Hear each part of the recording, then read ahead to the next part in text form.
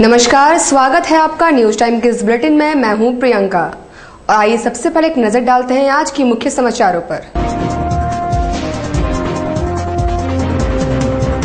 CII की बैठक में झारखंड के उद्योगों के विकास एवं मार्ग में आ रही अड़चनों पर चर्चा हुई।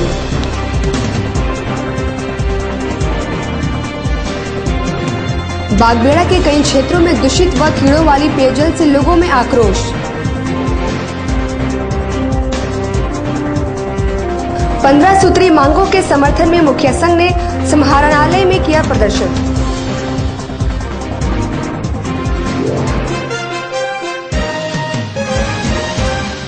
अब खबरें विस्तार से, जहां पहली खबर है बेल्डी क्लब में आयोजित CII की वार्षिक बैठक में राज्य में उद्योगों के विकास, उसकी दशा एवं दिशा पर विचार मंथन हुआ। बेल्डी क्लब में आयोजित CII की वार्षिक बैठक में देश भर के प्रतिनिधियों ने भाग लिया। साथ ही राज्य में औद्योगिक विकास पर चर्चा की। विकास में आ रही अड़चनों पर भी चर्चा की गई।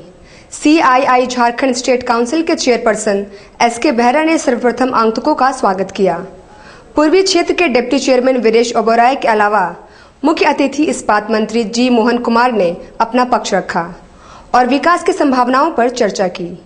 बैठक में टाटा स्टील के प्रबंध निदेशक एवं CII झारखंड काउंसिल के वाइस चेयरमैन TV नरेंद्रन भी मौजूद थे। चेयरमैन SK बेहरा ने बताया, इसके बाद हम लोग पब्लिक सेशन में जाएंगे, जिसमें जो अभी एक इंडस्ट्रियल ग्रोथ झारखंड का है उसके बारे में ही बात कर रहे हैं हम लोग कि कैसे यहाँ ग्रोथ हो, और गवर्नमेंट को एक टास्क फोर्स बना के सपोर्ट दे रहे हैं कि सब जो प्रॉब्लम है नहीं है वो कंसर्न को हम लोग सामने ला रहे हैं और गवर्नमेंट को पॉजिटिवली ले रहा है। कल चीफ सेक्रेटरी साहब से और उनके सारे सेक्रेटरी साहब से, industry secretary, commercial tax secretary, वो लोग से बातें हुई और सबसे बड़ा काम हुआ है वो लोग हेल्प किए हैं जो 14 से 5% वैट करके। तो उससे क्या हुआ कि यहाँ का प्रोडक्शन यदि टाटा मोटर्स का बढ़ता है तो ऑटोमेटिकली आपका दूसरे जो इंडस्ट्री है उनको सपोर्ट मिलता है सप्लाई करने का। तो इस तरह का अचीवमेंट करते जा रहे हैं। हमको लग रहा है दिस ईयर हम लोग और भी बहुत सारा सोल्यूशन देंगे गवर्नमेंट को, उनका साथ काम करेंगे CII का तरफ से, और ये संभव हो पाएगा कि डेवलपमेंट के साथ। बागबेड़ा की कई बस्तियों में पेयजल आपूर्ति तो हो रही है, मगर दूषित पेयजल से लोग काफी परेशान हैं।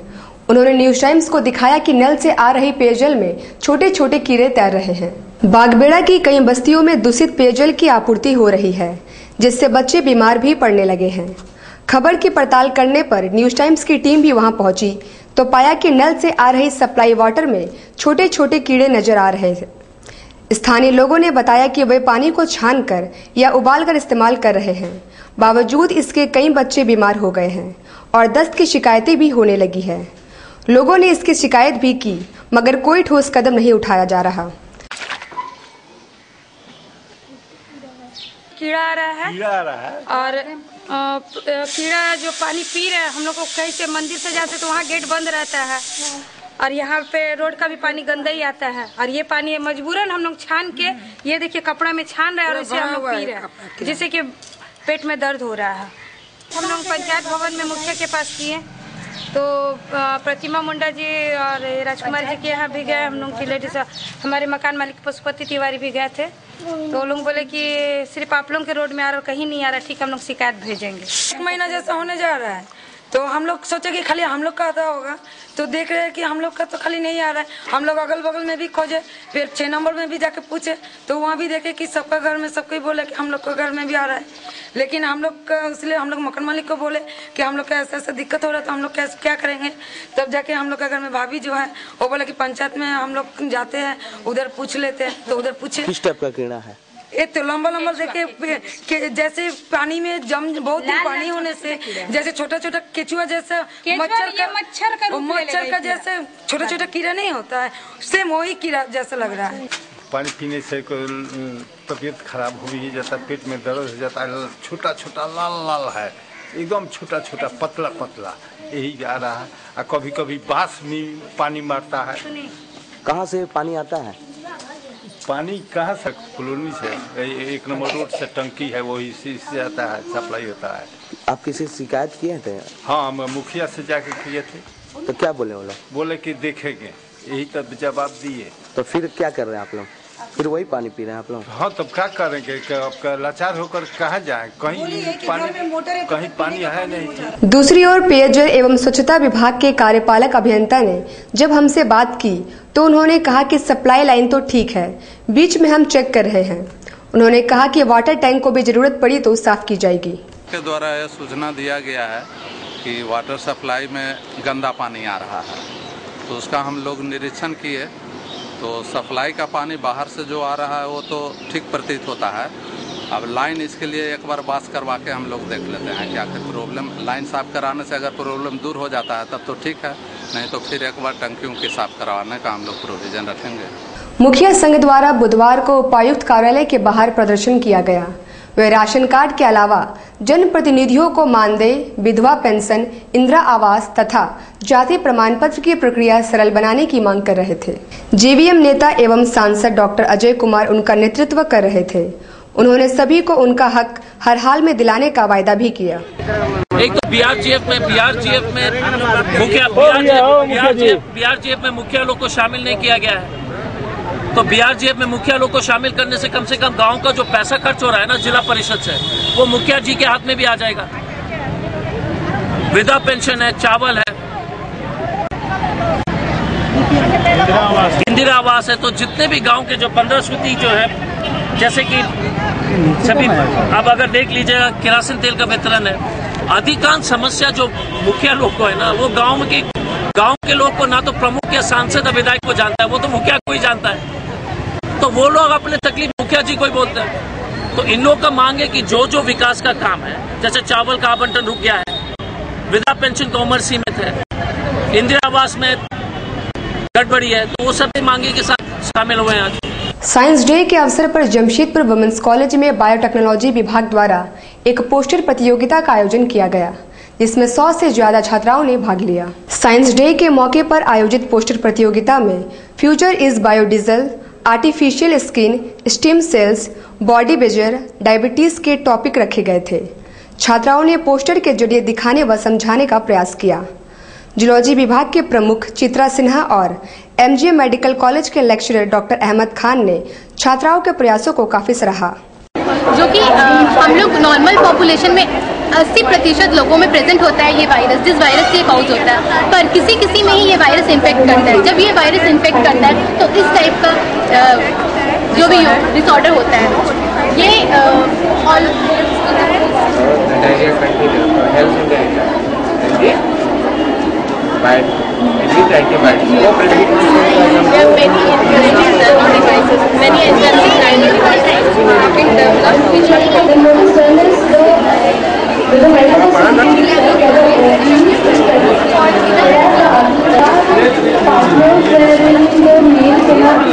क्षेत्र में जो आज नए रिसर्च हो रहे हैं, तो हमारी छात्राओं ने इसको पोस्टर के द्वारा सबको दिखाने का एक छोटा सा प्रयास किया है। आप सब तो जानते ही हैं कि बायोटेक्नोलॉजी का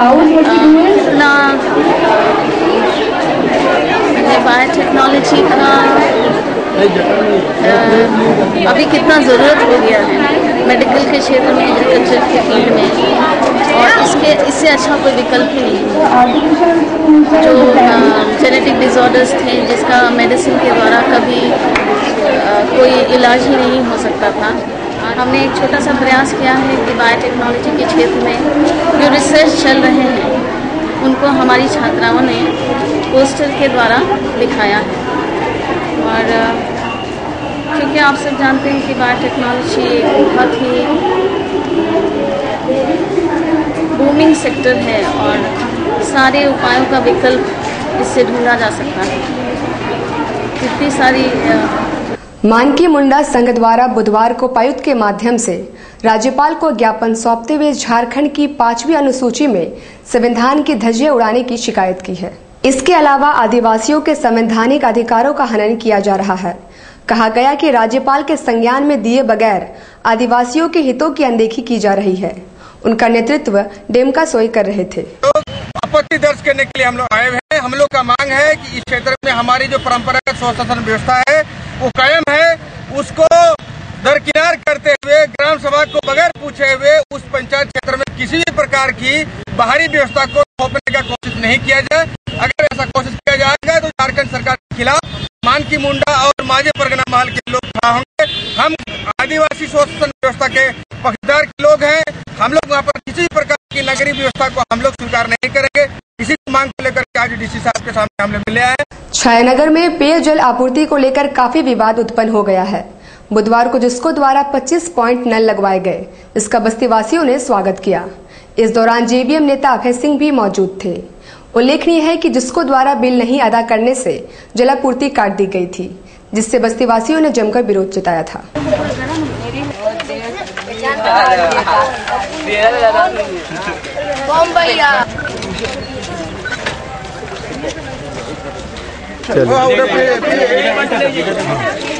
अभय सिंह जिंदाबाद, बाबूलाल मरांडी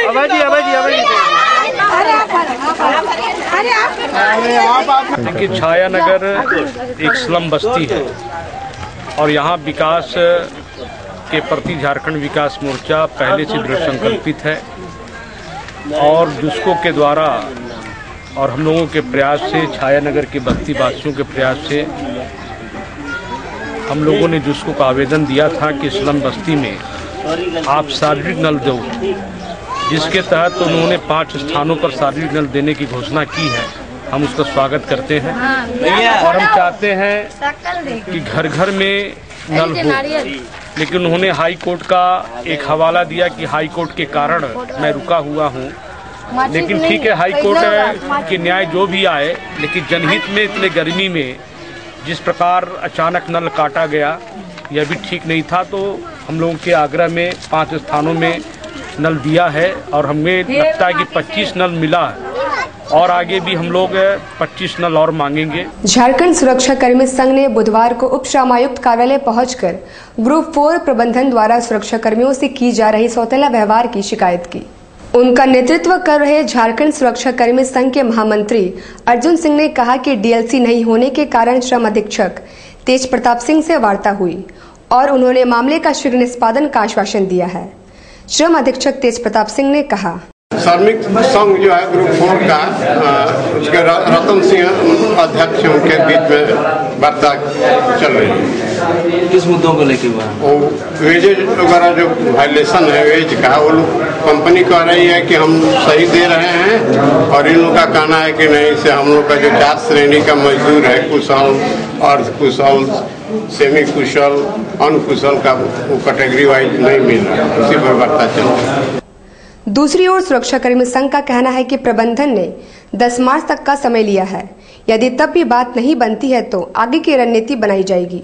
संघ की तरफ से जो 18-19 को जो सुरक्षा कर्मी संघ के बैनर तले जो ग्रुप 4 ऑफिस में धरना प्रदर्शन किया गया था, जो कि डीएलसी में आज 26 तारीख को हम लोग का 12:30 बजे की वार्ता थी।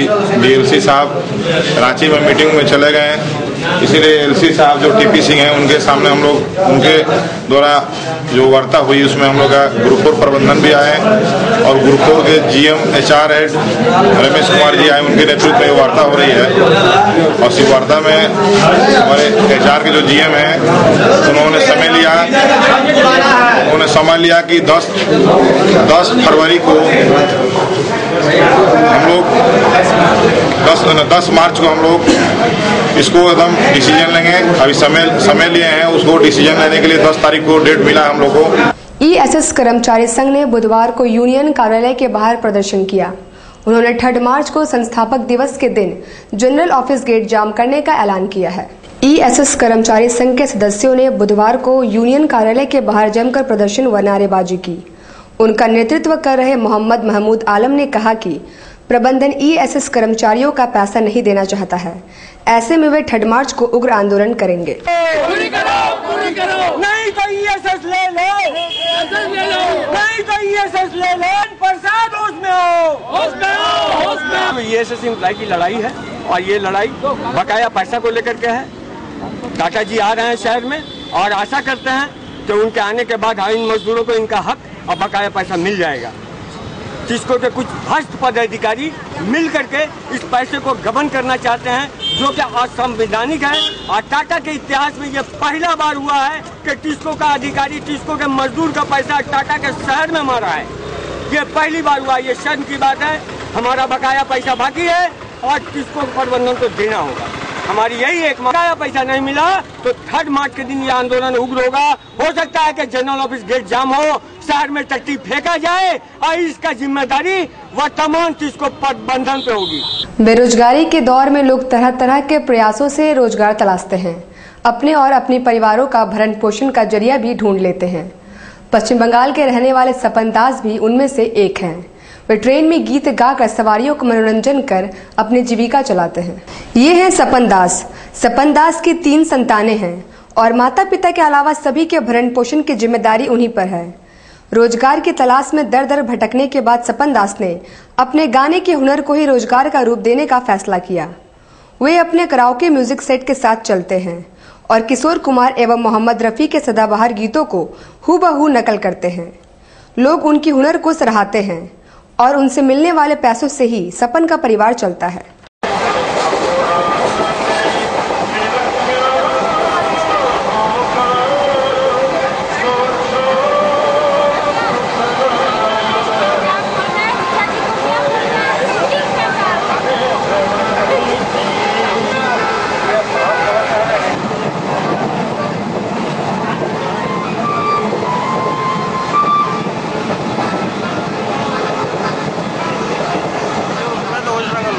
क्या कर रहे हैं अभी आप यहाँ पे ट्रेन में?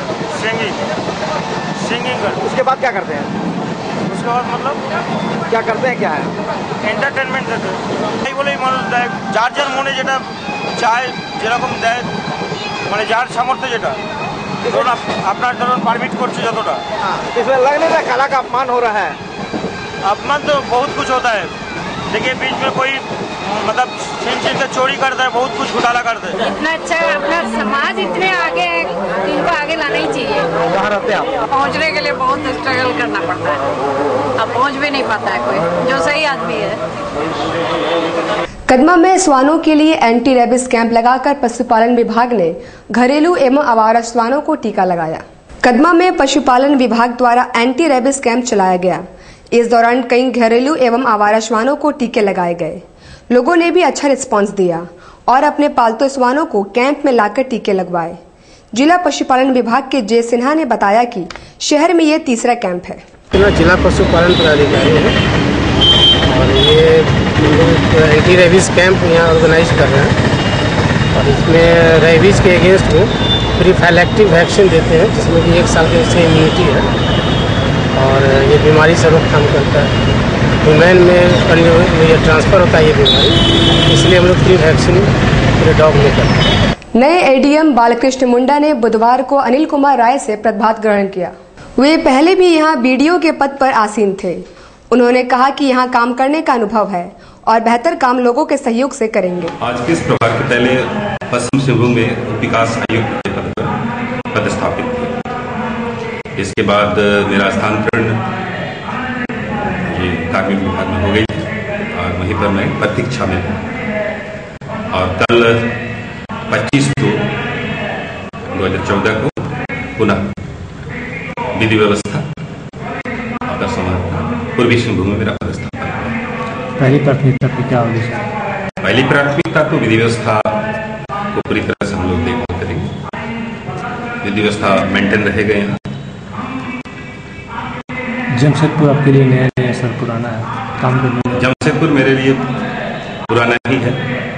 यहाँ पर काम करने का 2 बार मौका मिला है और ये विधि व्यवस्था पॉइंट ऑफ व्यू से भी अच्छा शहर है। यहाँ के लोग काफ़ी अमन चैन पसंद करते हैं और प्रशासन को शुरू से ही मदद और सहयोग प्रदान करते आए हैं और हम अपील भी करेंगे कि प्रशासन को आने वाले समय में भी अमन चैन लाने में, सुव्यवस्था कायम करने में हमको सहयोग प्रदान करेंगे। गुरुवार को महाशिवरात्रि है और सभी शिवालयों में तैयारियां जोर शोर से चल रही है। शिवालयों के पट भोर 4 बजे ही खुल जाएंगे और रुद्राभिषेक के साथ पूजा अर्चना का दौर आरंभ हो जाएगा। पेपर में आएगा कल क्या?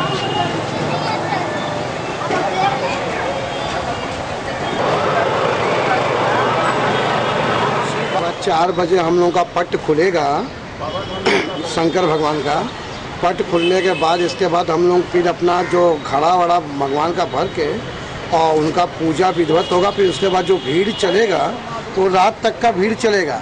उसके बाद हम लोगों का 7:30 बजे से रुद्राभिषेक होगा। रुद्राभिषेक होगा, उसमें हमारे नगर के प्रशासनिक अधिकारी और भी भक्तगण लोग रहे। शिवरात्रि तो कल दिन भर है और कल का दिन जो पूजा करते हैं उसका महत्व है कि हर एक मनोकामना पूर्ण होता है। कोई ऐसा चीज नहीं है कि उसका अधूरा रहे। शंकर भगवान अवघड़दानी है, उनका जो दिल खोल के पूजा करते हैं वैसे ही शंकर भगवान दिल खोल के देते हैं। फाइनल एग्जाम समाप्त होने के बाद बच्चों की खुशियों का ठिकाना नहीं होता है। राजेंद्र विद्यालय के छात्रों ने भी बुधवार को परीक्षाएं खत्म होने पर जमकर खुशियां मनाई और रंग गुलाल लगाया।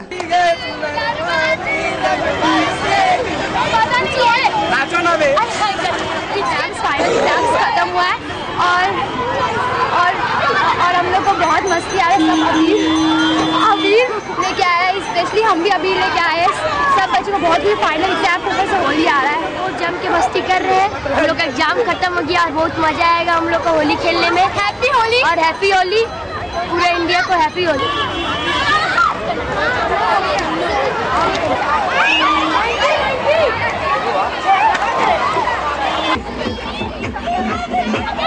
ट्यूब डिवीजन के 1992 बैच के सुरक्षा कर्मियों में 14 सुरक्षा कर्मी अभी भी बेरोजगार हैं।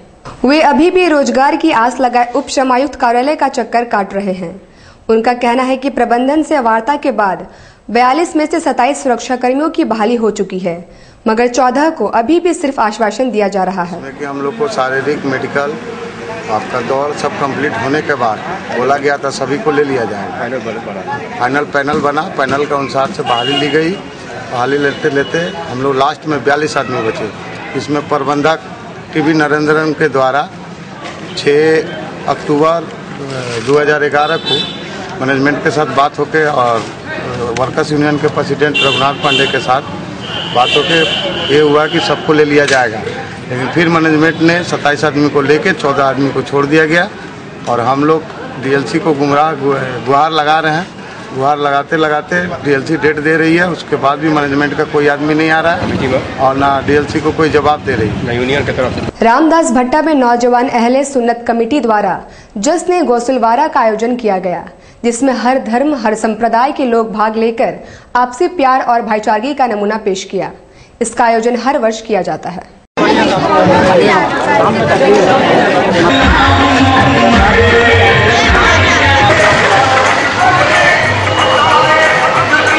अब कुछ खबरें चाईबासा की।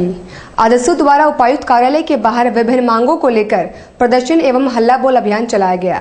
वे गरीब बच्चों को शिक्षा, जाति प्रमाण पत्र सहित विशेष राज्य का दर्जा दिए जाने की मांग कर रहे थे। बच्चों को विद्यालय देना होगा। समा हरनाले सभा कक्ष के सामने आजसू पार्टी के कार्यकर्ताओं ने केंद्रीय महासचिव दामू बांद्रा के नेतृत्व में हल्ला बोल प्रदर्शन किया। हल्ला बोल प्रदर्शन के माध्यम से आजसू पार्टी ने राज्यपाल से गरीब बच्चों को गुणात्मक शिक्षा उपलब्ध कराने, गरीबों को समय पर अनाज उपलब्ध कराने, निर्धारित समय के अंदर जाति प्रमाण पत्र, आय प्रमाण पत्र, विधवा पेंशन, वृद्धा पेंशन, छात्रवृत्ति, बिजली कनेक्शन, ड्राइविंग लाइसेंस उपलब्ध कराने की मांग की है। कार्यकर्ताओं ने अधिकार के लिए हल्ला बोल का नारा लगाते हुए राज्य को विशेष राज्य का दर्जा दिए जाने का मांग किया। जिंदाबाद जिंदाबाद जिंदाबाद जिंदाबाद जिंदाबाद, विशेष राज्य के लिए दर्जा देना होगा, देना होगा, देना होगा, सुरक्षा अधिनियम लागू करना होगा। आज का कार्यक्रम हमारे पूरे राज्य स्तर में 24 जिला में हल्ला बोल का कार्यक्रम है और जो इस झारखंड राज्य को विशेष राज्य का दर्जा मिलना चाहिए, जो हमारे इस राज्य पूरे खनिज संपादक से भरा हुआ संपन्न झारखंड देश है, फिर भी आज हमारे इस राज्य के जनता गरीब है और इसीलिए आज हमारे आजसू पार्टी पूरे राज्य में एक दिवसीय सभी राज्य के प्रखंड में, जिला में हल्ला बोल का कार्यक्रम आज रखा है। लोकसभा चुनावों के मद्देनजर जय भारत समानता पार्टी ने गंभीरता पूर्वक तैयारियां शुरू कर दी है। पार्टी प्रमुख मधु कोड़ा ने तमाम कार्यकर्ताओं के साथ बैठक कर आगे की रणनीति बनाई। खिरवाल धर्मशाला में जय भारत समानता पार्टी की चाईबासा विधानसभा स्तरीय कार्यकर्ताओं की बैठक हुई। बैठक में पूर्व मुख्यमंत्री सह सांसद मधु कोड़ा, विधायक गीता कोड़ा सहित चाईबासा विधानसभा के प्रखंड और पंचायत स्तरीय कार्यकर्ता शामिल थे। बैठक में संगठन को मजबूत बनाने के लिए कार्यकर्ताओं से राय लिया गया। मधु कोड़ा ने कहा कि लोकसभा चुनाव की तैयारी को लेकर संगठित विस्तार पर चर्चा की गई। जनप्रतिनिधि के रूप में क्षेत्र में जो कार्य किया गया उस कार्य को जनता तक पहुंचाने के लिए कार्यकर्ताओं को टिप्स दिया गया। कार्यकर्ताओं को 20 मार्च तक विधानसभा प्रखंड और पंचायत संचालन समिति और लोकसभा के सभी बूथों पर महिला पुरुष की सहभागिता के साथ बूथ कमेटी गठन करने का निर्देश दिया गया। मधु कोड़ा ने कहा कि चुनाव में पार्टी का विकास मुद्दा है, जबकि अन्य दलों का मुद्दा आश्वासन का होगा। एक सवाल के जवाब में मधु कोड़ा ने कहा कि समय आने पर प्रत्याशी की घोषणा कर दी जाएगी। उसके बाद आप लोग का विचार, उसके बाद आप लोग का जो भी व्यक्तिगत बात रखना चाहते हैं या फिर कागज आप लोग लिखे हैं उसके बाद हम लोग उसको अपनी मनोभाव अपनी भाषा में जरूर आप लोग कहिएगा। इज्जत नहीं होना चाहिए। उसके बाद आगामी लोकसभा चुनाव को लेकर के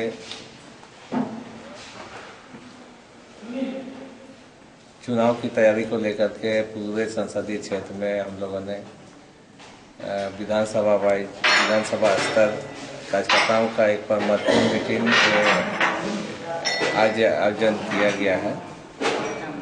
पूरे 5 विधानसभा में मीटिंग हो चुका है। आज ये 6वां विधानसभा चाईबासा विधानसभा क्षेत्र का आज मीटिंग था यहाँ पर। इसमें मुख्य रूप से चुनाव में हम अपनी संगठन की विस्तार, चुनाव को लेकर के तैयारी करने के दृष्टिकोण से और जो विधायक सांसद होने के नाते या जनप्रतिनिधि होने के नाते जो आज तक हम लोगों ने काम किया इस संसदीय क्षेत्र के लिए, कल्याण के लिए, उस विकास का काम को हम लोग जनता तक ले जाने के लिए लोगों को आज यह एक बताया गया, जो ताकि हम लोग को चुनाव में एक मतदाताओं को समझाने में सहूलियत हो, आसान हो, इस दृष्टिकोण से आज यहाँ पर रखा गया। और आज एक महत्वपूर्ण विषय ये भी है कि उसका कमेटी, विधानसभा संचालन समिति,